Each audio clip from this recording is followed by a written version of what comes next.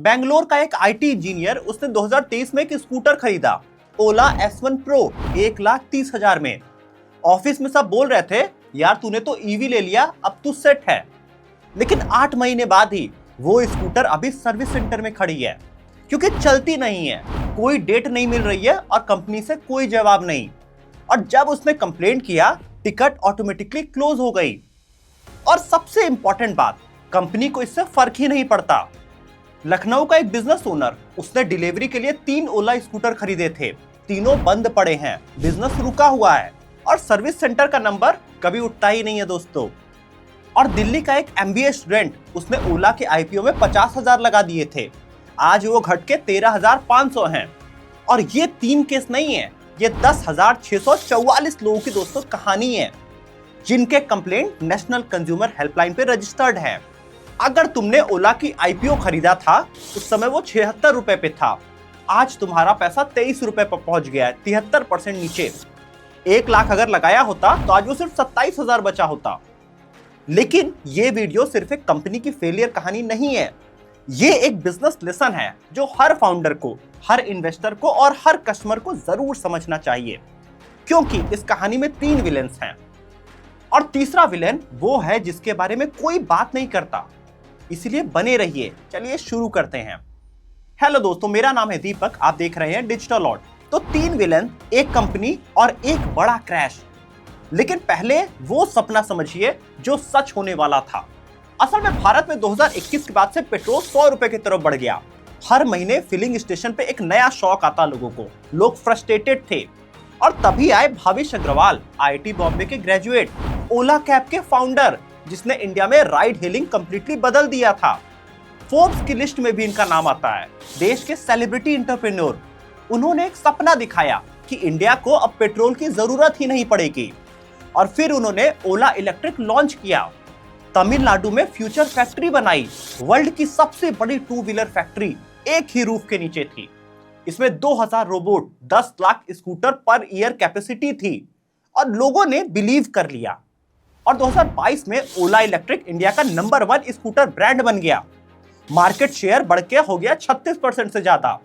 सिर्फ 2 साल पुराना ब्रांड बजाज को पीछे छोड़ चुका था, TVS को पीछे छोड़ चुका था और हीरो को पीछे छोड़ चुका था।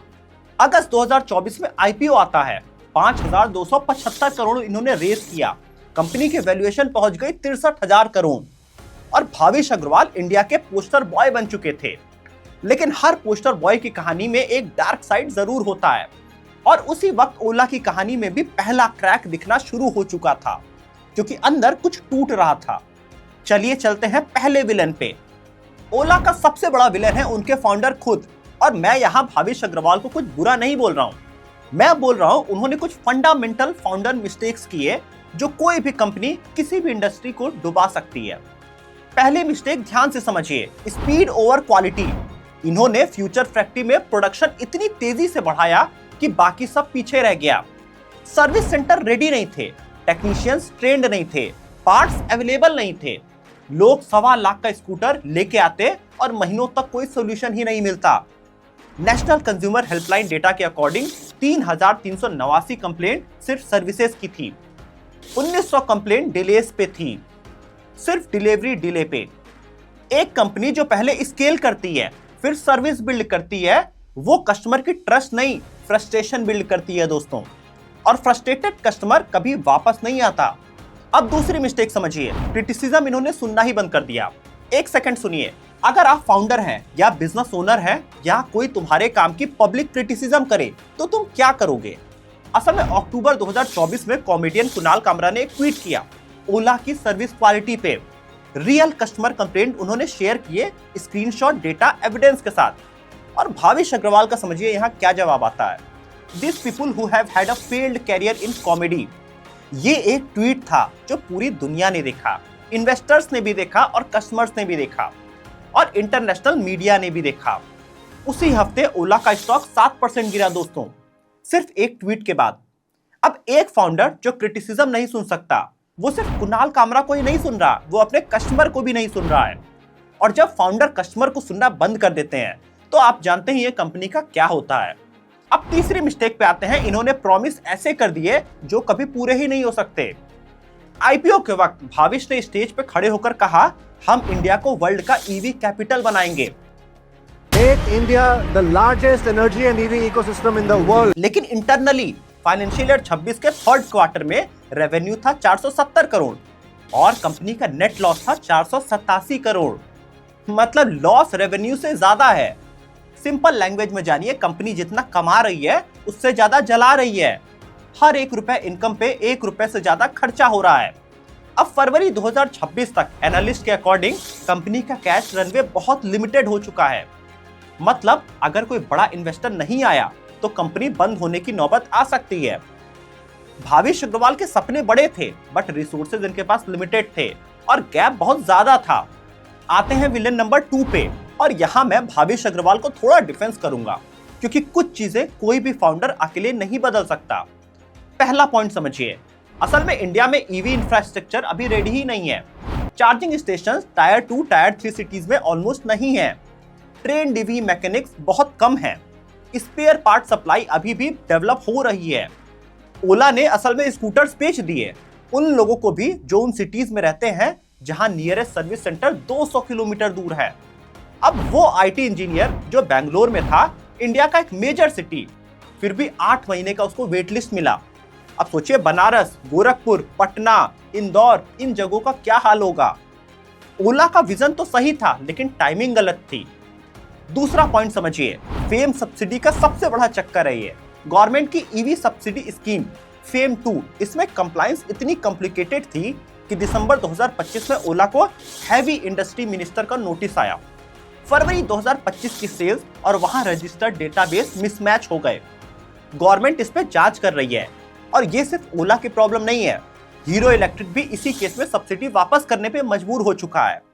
जब गवर्नमेंट पॉलिसी अनक्लियर असल में होती है, स्टार्टअप उसकी प्लानिंग कैसे करें ये किसी को नहीं पता होता है। तीसरा पॉइंट समझिए, तीसरे विलेन का, आईपीओ प्रेशर ने इनसे गलत डिसीजन असल में करवा दिए। वो पॉइंट जो एमबीए स्टूडेंट को स्पेशली समझना चाहिए। जब कंपनी पब्लिक होती है, क्वार्टरली रिजल्ट का प्रेशर आता है। इन्वेस्टर्स चाहते हैं कि ग्रोथ दिखे, नंबर्स दिखे, मार्केट शेयर बढ़ता दिखे और इसी प्रेशर में लॉन्ग टर्म डिसीजन कॉम्प्रोमाइज होते हैं। सर्विस नेटवर्क बिल्ड करने में टाइम लगता है, पैसा लगता है, कई क्वार्टर्स खराब होते हैं। तो इनकी प्रायोरिटी असल में क्या रही? नंबर्स ज्यादा दिखाओ, सेल्स नंबर ज्यादा दिखाओ, मार्केट शेयर ज्यादा दिखाओ और सर्विस वो बाद में देख लिया जाएगा। यही बाद में ने 10,644 कंप्लेंट बना दिया। अब आते हैं तीसरे विलेन पे और ये विलेन वो है जिसके बारे में असल में कोई बात नहीं करता मीडिया में भी, क्योंकि ये विलेन हम खुद हैं, इंडियन कस्टमर।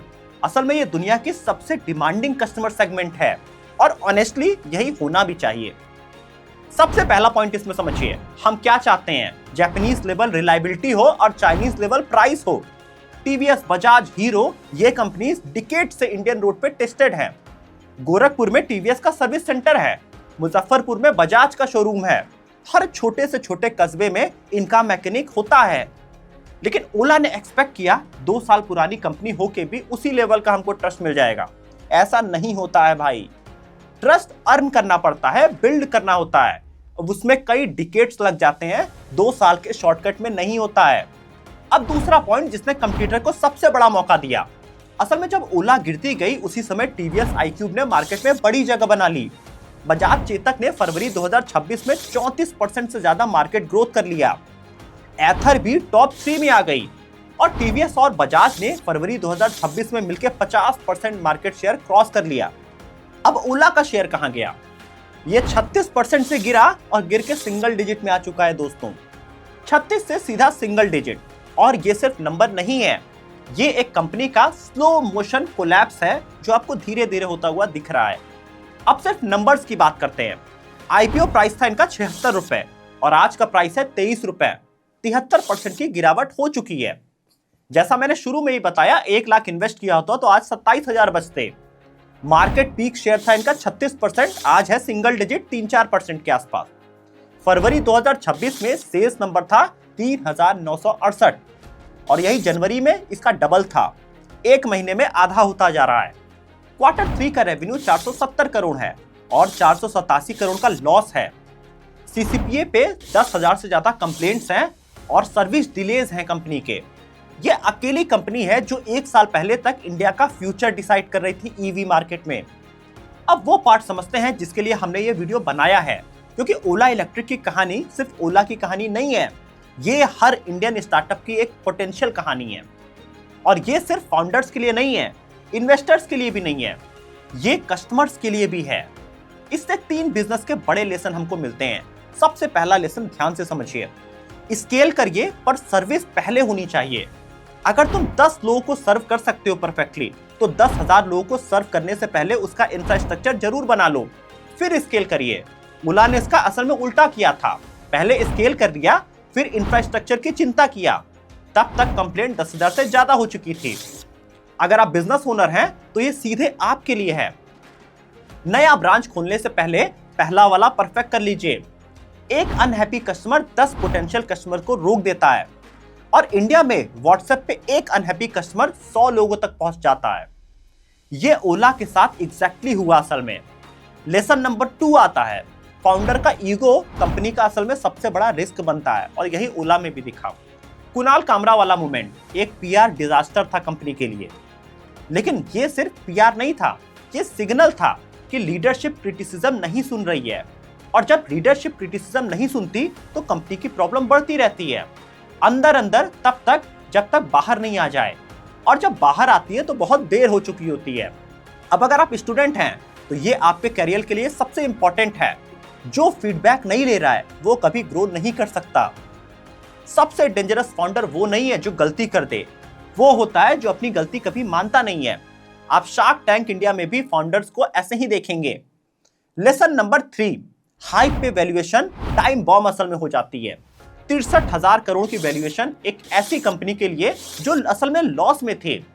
लेकिन ये क्यों मिला? क्योंकि इंडिया में ईवी का हाइप बना हुआ है।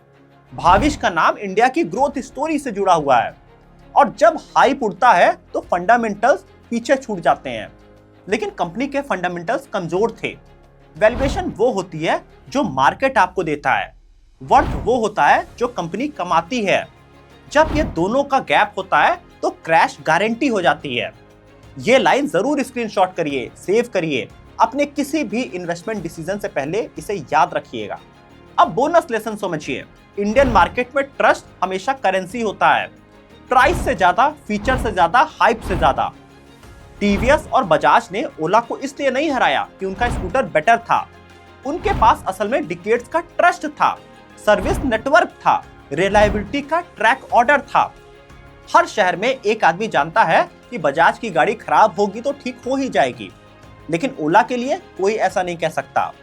तो अगर आप नए ब्रांड हैं तो पहले ट्रस्ट बिल्ड करिए, फिर स्केल करिए। सीक्वेंस हमेशा लाइफ में मैटर करता है। और भाविश अग्रवाल का क्या होगा ये तो मैं दोस्तों नहीं जानता, पर इतना जरूर जानता हूं वो एक कैपेबल फाउंडर हैं, आईआईटी बॉम्बे से पढ़े हैं। ओला कैब इन्होंने सक्सेसफुली बनाया था। इलेक्ट्रिक का विजन इनका सही डायरेक्शन में था, लेकिन एग्जीक्यूशन पूरी तरह फेल हुआ है। कल्चर टॉक्सिक हो गया और क्रिटिसिज्म कंपनी के बंद हो गए। अब क्या वो वापस आ सकते हैं? असल में हिस्ट्री में ऐसे एग्जांपल्स हैं, जैसे स्टीव जॉब 1985 में उन्हें अपनी ही कंपनी से निकाला गया था, और 97 में वो वापसी करके आते हैं और एप्पल को वर्ल्ड की सबसे वैल्यूएबल कंपनी भी बना देते हैं। इसीलिए जब इंसान एक्नॉलेज करता है, गलती मानता है और सीखता है और खुद को बदलता है, तो वो फिर से वापसी जरूर कर सकता है। लेकिन भाविश अपनी गलतियों को एक्नॉलेज नहीं कर रहे हैं, और यही इस कंपनी का सबसे डेंजरस पॉइंट है। तो ये थी ओला की कहानी। 3 विलेंस, फाउंडर जो कभी सुनता नहीं है, सिस्टम इंडिया का जो रेडी नहीं था, और मार्केट जो हमेशा ट्रस्ट मांगता है। लेकिन असली लेसन सिर्फ एक लाइन में, इंडिया में स्टार्टअप बनाना मुश्किल नहीं है, इंडिया में ट्रस्ट बनाना सबसे मुश्किल पार्ट है। और जिस दिन कोई कंपनी ये सच समझ जाती है, वो उसी दिन मार्केट जीत जाती है। अगर ये वीडियो आपको वैल्यूएबल लगी है दोस्तों, तो एक काम जरूर करिए, किसी एक इंसान को शेयर करिए जो अगली गाड़ी ईवी में खरीदने वाला है, या किसी स्टार्टअप में इन्वेस्ट करता हो, या आईपीओ में पैसा लगाता हो। उन्हें ये लेसन फ्री में पहुंचाइए, और कमेंट में बताइए 3 विलेन में सबसे बड़ा विलेन कौन था जिसने ओला को पूरी तरह बर्बाद कर दिया, उनका फाउंडर, इंडिया का सिस्टम, या इंडियन मार्केट यानी हम। मैं पर्सनली हर कमेंट पढ़ता हूं, आप जरूर जवाब दीजिएगा। और अगर ऐसा कंटेंट चाहिए तो आप इस चैनल को जरूर सब्सक्राइब करिएगा। मिलते हैं अगली वीडियो में फिर से। जय हिंद।